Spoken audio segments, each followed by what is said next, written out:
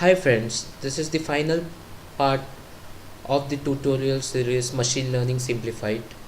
In the previous part, we implemented a perceptron machine learning classifier, and I showed you the validation of this classifier on the iris dataset. Now we will see the performance on the class identification dataset.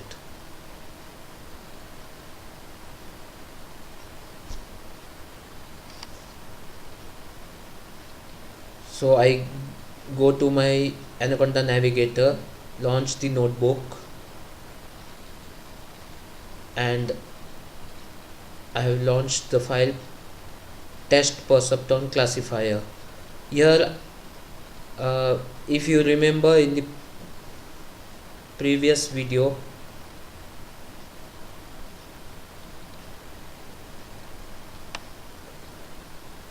we wrote a perceptron class, that is simple classifier perceptron, defined the initialized the functions, defined different functions, that is fit, net, input and predict. Now I will show you, I have written it as a separate file, that is perceptron.py, and now I will call this file from the Jupyter notebook. For the iris,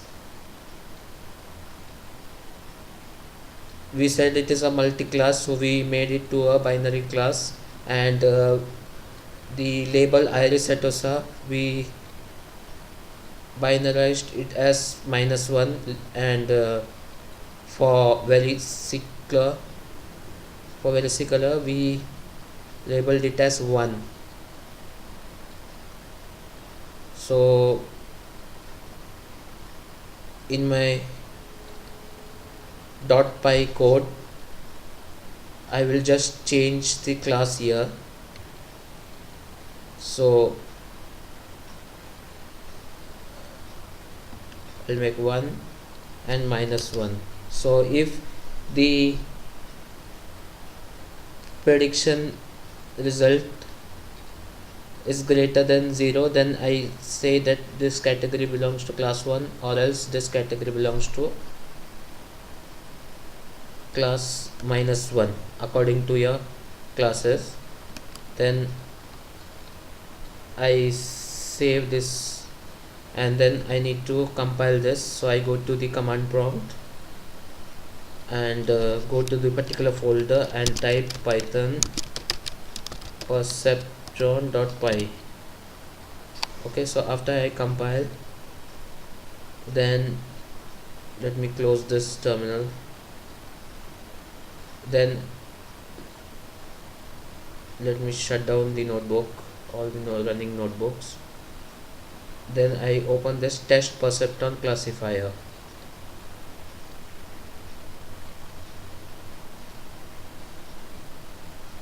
And here let me import all the libraries. So here I'm showing you again doing rechecking on the iris data set, but here I'm showing it in a different way. In the previous video, I have directly called the class, written the class in the Jupyter notebook cell, and then directly made an object of that class and called the functions. Here the difference what I am doing is I have written the perceptron classifier code in .py file, and I will be calling this .py file from the notebook. That is the only difference. That is why I am showing you this, showing it on the iris dataset once again. So I am loading the iris dataset from the repository. Now you can see here from perceptron I am importing that is I'm calling our implemented classifier, and I'm using this ML extent to plot the decision boundary. So let's see. So I'm printing the weights. So here you can see that there is a linear hyperplane which can differentiate the two, by which we can differentiate this two classes. So this is a linear case of linear separable,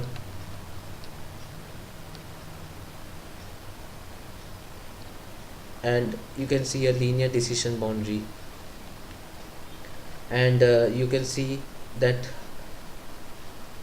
from the sixth epoch or sixth iteration there's no misclassification. And let's check the total number of misclassification. So you can see 0, so there is no misclassification. So this classifier was able to perfectly classify the iris data set with the perceptron machine learning algorithm. Now in continuation to this, we will also validate the performance of this classifier on the class identification dataset. So the class identification dataset is to predict the class type from the chemical properties. So there are given chemical properties which are features, and from that you have to predict that what type of class type it is. So there are 7 classes, that is 7 types of class, that is building, window, float processed, building, window, non-float processed, and so on, with their corresponding labels. And the features are the chemical property. So you have 10 predictors and 1 response variable, and there are total 214 samples. So this is the description of the data. So let's import that class data from the UCI repository. So number of samples 214, and number of features 11, 10 predictors and 1 response variable. Let me just check, peek into the data. So you can see ID number, RI, NA, the chemical properties, and the label as type of class. Now let me check the class distribution, that is the distribution of the class type. So you can see that label that is class type 2 as the highest instances, that you have class type 1, class type 7, and so on. So let me plot a bar, so you can see class 2, class 1. So now again this is a multi-class, so from multi-class we need to make it to a binary classifier. So here we will select only the top 2 distribution, top 2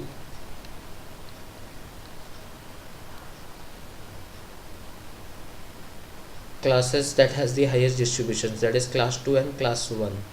Let me check if there is any missing value in the dataset. So I defined a user defined function that is missing, and I apply the function on the dataset. So I can see that this dataset has no missing values, and then check the correlation of the dataset. So you can see that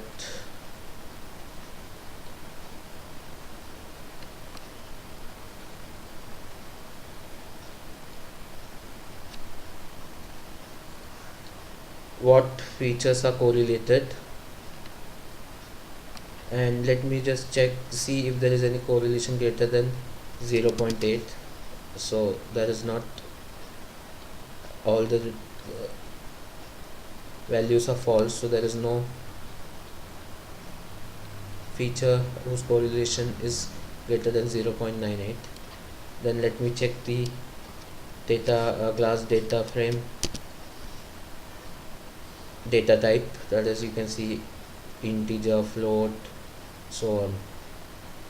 Now I said, like I said, that this is the class data is a multi-class problem, multi-class classification problem, so we have to make it to a binary classification. So we since we observe that class 2 and class 1 have the most instances, we keep those for simplified understanding.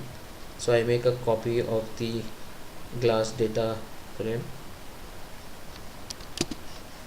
I name it as class data 2 classes. Then let me check the columns. Okay,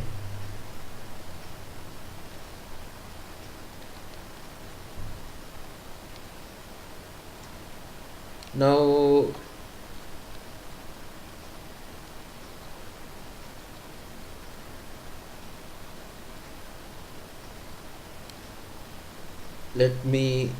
I just select the records of class type 1 and class type 2 and check the distribution.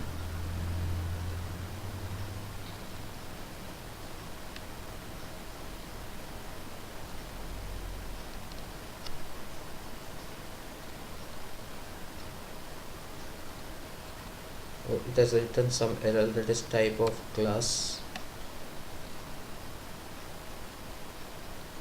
Oh, so I check the column, then I rename the column to type of class, then again I check the column and I check the data frame. So this error has come because earlier the attribute name was, if you check here, see, type space of space class. So I have just renamed it with continuous continuous words with underscore. So now you can see that the label is renamed, the column name is renamed as type underscore of underscore class. Now I check the info and then I select the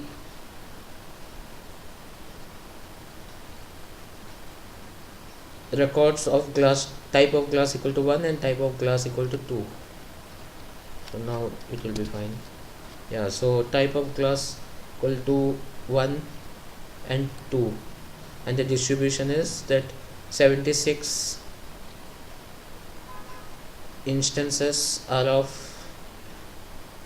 type of class 2 and 70 instances of type of class 1. So now you check the shape. So total 146 records. I just plot the bar.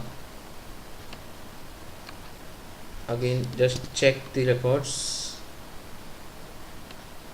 and then I import Seaborn library and plot this scatter plot with for two features, that is Ri and Na, and also plot the density plot.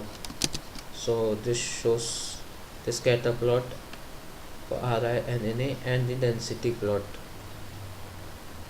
Now we will use two features for visualization purpose to see whether this machine learning algorithm can classify all the class properly and whether it can converge, because this perceptron machine learning algorithm works fine only if you can draw a linear decision boundary like we saw in the iris dataset. Right now, before I select the two features, I go to this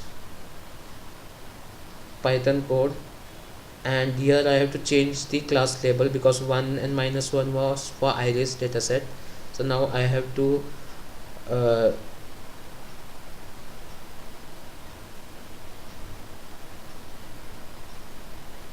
reassign that according to this class data type. So now this class data type, you see you have type of class label 1 and 2.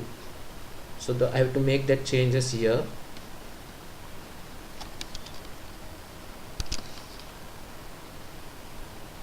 So 2 1 and I will save this file, and then I need to compile that file, and then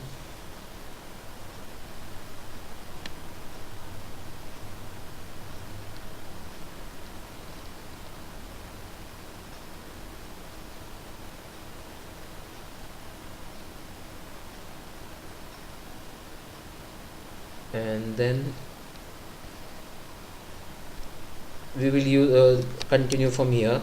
So x is the two features, and y is the class label.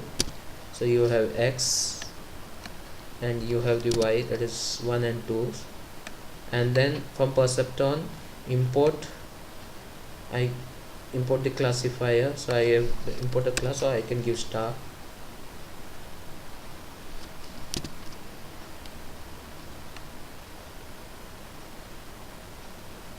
So here you can see that you cannot draw a decision boundary.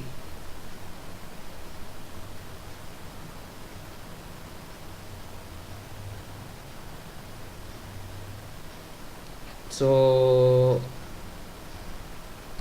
I will also have to shut down this notebook and restart.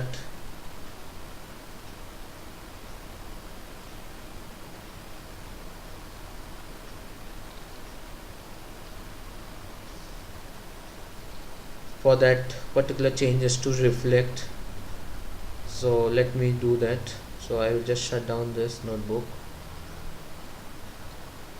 and then restart that notebook.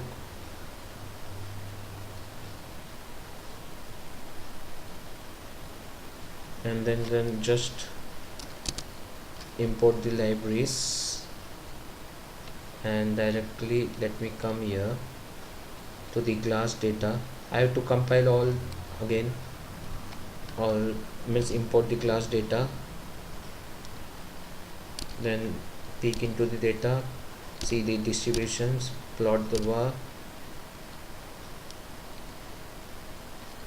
then check for missing, then correlation, check for correlation greater than 0.98, checking the information of the data frame, then making a copy of the class data, checking the columns, renaming the columns, and peeking into the data, checking again the information of the data frame, checking the distribution of the two classes that we choose, checking the shape, plotting the bar, peeking into the data, and doing a scatter plot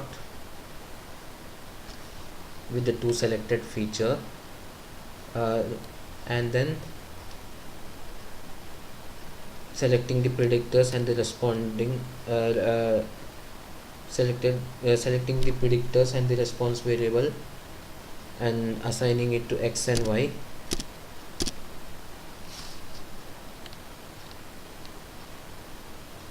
and then calling our implemented machine learning classifier, that is perceptron, and making an object of the class simple classifier perceptron, and number of iteration is 10 and learning rate is 0.01.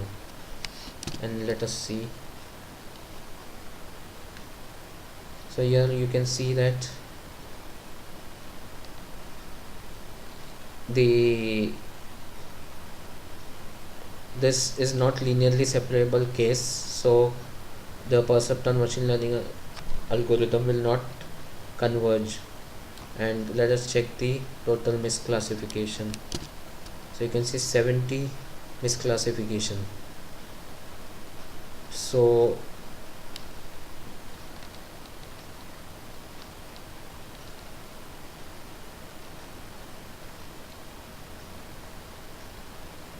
yeah, so it was able to only classify one type of class, but it misclassified the other.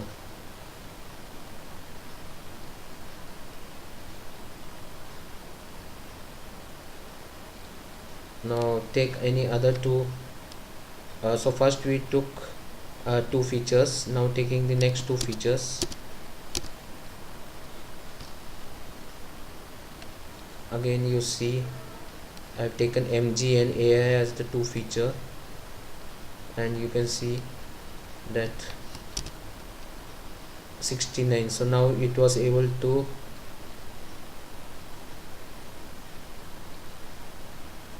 now from 70 total number of misclassification 69, so reduced by 1.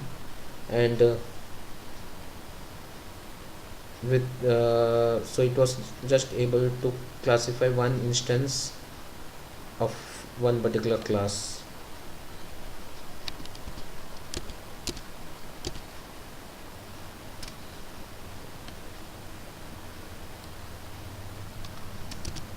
So again you see total number of misclassification 70. I am taking other two features, that is K and CA, and you see again the total number of misclassification is 70. So you can see that this on this class identification data set, the perceptron machine learning algorithm cannot converge, because it is the case of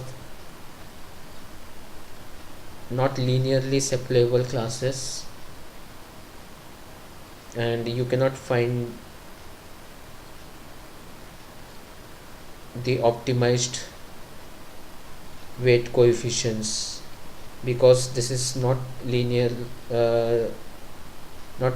separable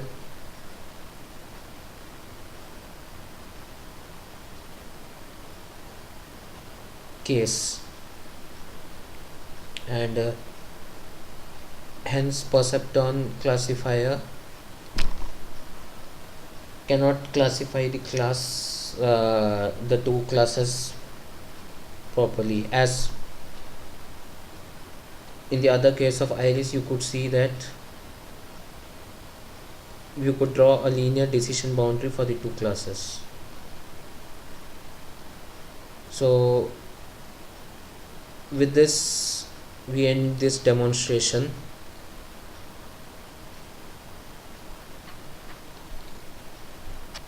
So thanks for watching. The complete code for this tutorial is on my GitHub page, and also would like to thank Sebastian for the wonderful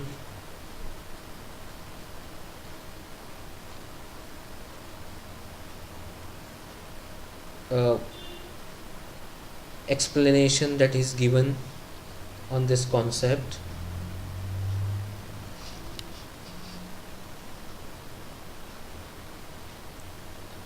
So you can get the complete code on my GitHub page. Thanks.